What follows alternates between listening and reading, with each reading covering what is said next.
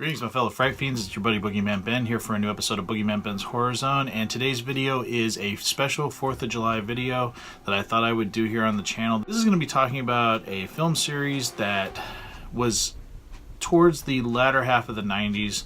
It was one that was kind of the success of it was really due to the fact that Scream had come out the year prior. And there was a resurgence in the horror genre. And Kevin Williamson, who wrote Scream, actually adapted the novel by Lewis Duncan, the original film in this franchise. Now, there's 3 films in the franchise, but I'm only going to be focusing on the first 2 because the 2 stories are so close together in terms of continuity. This is going to be talking about I Know What You Did Last Summer and its sequel, I Still Know What You Did Last Summer. The original was released in 1997, fall of 1997, and then the sequel, I Still Know What You Did Last Summer, was released in the fall of 1998. So first we will start with I Know What You Did Last Summer. I saw this film. I was actually in Arizona at the time. I went to a friend's wedding, and his brother and I went with a friend of his to see this film in the theater. The premise for I Know What You Did Last Summer, for people who don't know, it deals with it starts with the last summer before college for 4 friends. You have Ray, Barry, Helen, and Julie. And what happens is on a windy road, they end up hitting somebody and covering up the fact by dumping the body. And then you pick up, fast forward to a year later, where somebody starts tormenting these kids after they've lived with a year of the guilt.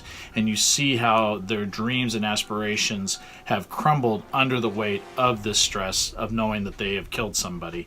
And then you now have this unknown assailant who is not only antagonizing them with no cruel pranks, but somebody is also killing people in this small town. And they are trying to figure out who it is and what ties this person has to the man that they hit 1 year earlier. So I Know What You Did Last Summer is a mixed bag for a lot of people, but I really enjoy this film. Some of this was shot in Bodega Bay, around close to where I live. In fact, a few years ago, about 4 years ago, for my 40th birthday, I went to some of the locales that they used for I Know What You Did Last Summer. So like the windy road, when they're on the beach, before the accident, all that was shot in Bodega Bay, around that area. I got some really good shots of that, and I'll put a link down below to that video if people are curious to see some of the locales. But I've always enjoyed this film. I think that the cast is fantastic. I really am a big fan of not only Jennifer Love Hewitt, who's gorgeous and I think a pretty terrific actress, but I also really love Ryan Phillippe. I really was a fan of him. I know he's kind of a shithead in this film as Barry, but he does a really good job of just being that douchebag that you kind of like, but you kind of don't. He does such a good job, and it's so, like, it's not forced. He really has that believability in his performance to portray that character without being obnoxious. I think he does a terrific job in this film. I think Sarah Michelle Gellar and Freddie Prinze Jr. do great jobs in this. I really like the depth of the characters. I really like that you see the turmoil that they're going through knowing what they had done. I thought it was really well done and really believable, where they were these cocky kids when you first meet them, and then after the accident they're just shattered. And they're either dealing with it through anger, through sort of repression, or, you know, trying to sort of distance themselves from one another. I also really like the character of the fisherman. The actor that plays him, Muse Watson, does a terrific job in this film, and I think he's very menacing. The movie is very eerie. I think it's just the locale of the seaside kind of community, like the fishing village. A lot of people thought it was, you know, strange that this is like the way that the killer looked with the fisherman's slicker and hat and the hook, but I really like it, and you would buy it because, I mean, this is a town that's known for its fishing community, so of course there's going to be people walking around dressed like that.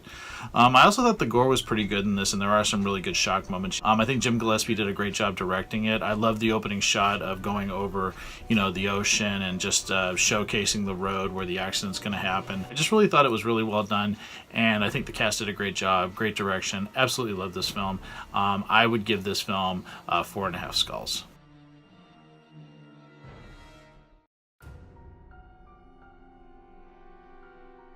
So a year later, we would get I Still Know What You Did Last Summer. Now, this film was not written by Kevin Williamson or adapted from a novel. This was written by Trey Calloway and directed by Danny Cannon. Of course, there are some characters from the original film that were returning. Of course, that would be Freddie Prinze Jr., Jennifer Love Hewitt, and Muse Watson.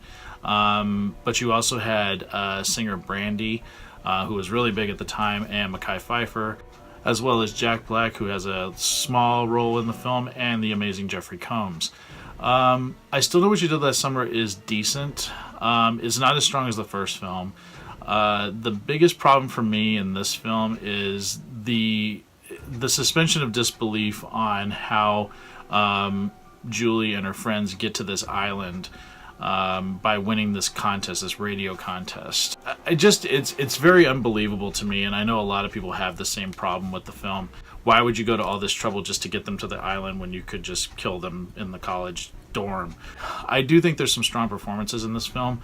Of course, Jennifer Love Hewitt, I think, does a great job in this. Freddie Prinze Jr. isn't in the film as much, but for the time that he's given, I think he did a great job. In fact, I think I liked him a little bit more in this film than the first film. Mekhi Phifer is my favorite in it. I think he's terrific, and you really feel his frustration, especially with his girlfriend, played by Brandy, just because he's just trying to have some alone time with her and he just can't get a break. I also did think Jack Black was fantastic in his role. He cracked me up as Titus, and Jeffrey Combs never disappoints and has that twitchy kind of performance delivery that he gave in movies like The Frighteners. He just does a great job in this film.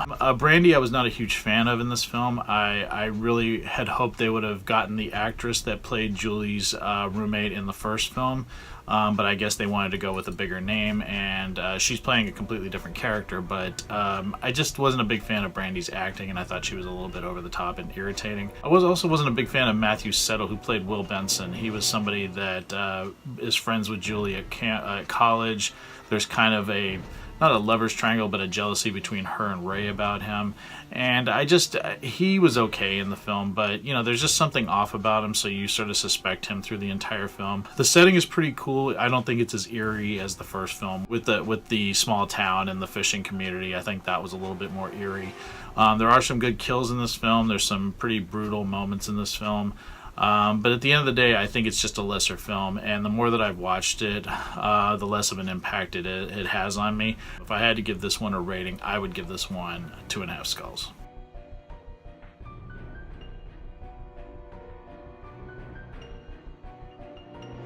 So yeah, just wanted to talk about the two I Know What You Did Last Summer films that I have starring the beautiful Jennifer Love Hewitt. Again, huge fan of her. I think she's gorgeous. I think she's a great actress.